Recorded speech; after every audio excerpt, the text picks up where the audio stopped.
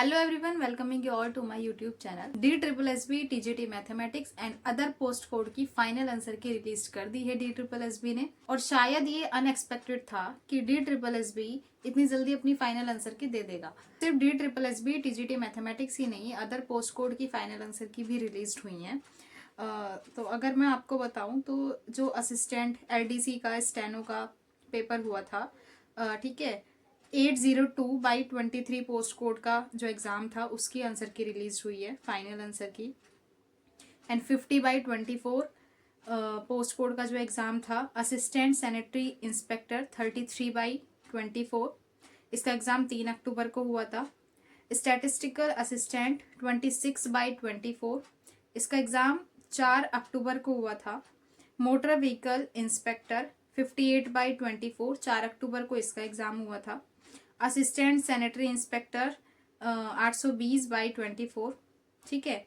और junior engineer है 54/24, junior assistant 59/24, canteen attendant 10/24, laboratory attendant 48/24, 18 अक्टूबर को एग्ज़ाम था इसका। Architectural assistant 71/24, general correspondent assistant 12/24, ठीक है। स्वीपर की ये 75/24 पोस्ट कोड का एग्ज़ाम था। एंड 24 अक्टूबर को फार्मिस्ट 815/24 का एग्ज़ाम था।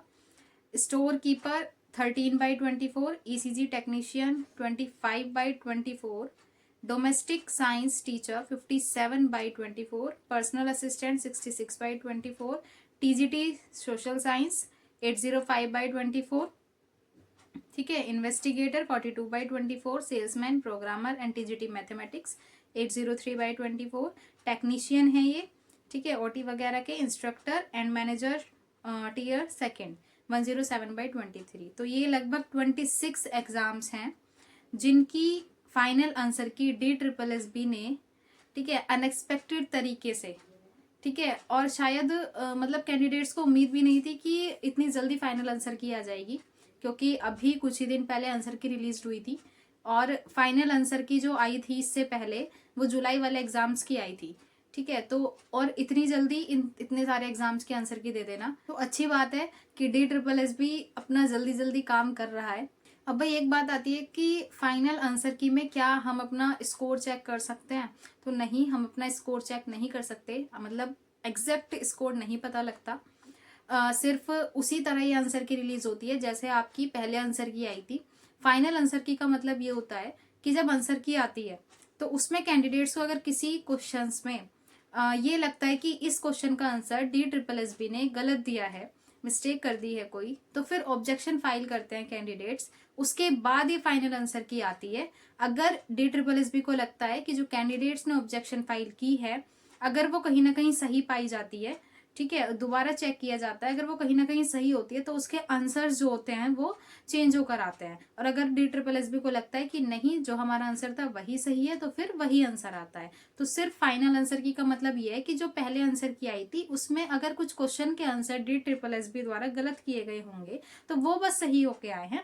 और इसका मतलब ये नहीं है कि आपका स्कोर इसमें चेक हो जाएगा, आपका स्कोर पता लग जाएगा, नहीं। फाइनल आंसर की का मतलब यही है कि सिर्फ जैसे पहले थी अब भी ऐसे ही है।